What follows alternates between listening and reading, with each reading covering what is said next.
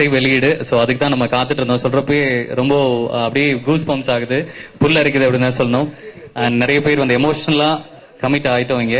So இந்த இசை வெளியீடு நம்ம வெளியிட போறது director Ameer sir and Hari sir கொடுக்க இயக்குனர் முருகதாஸ் மற்றும் இயக்குனர் சமுத்திரகனி அவர்கள் பெற்றுக்கொள்வார். வேல்முருகன் போர்வெல்ஸ் திரைப்படத்தின் இசை வெளியீட்டு விழாவை இயக்குனர் அமீர் அவர்களும் இயக்குனர் ஹரி அவர்களும் வெளியிட இயக்குனர் முருகதாஸ் மற்றும் சமுத்திரகனி அவர்கள் பெற்றுக்கொள்வார்.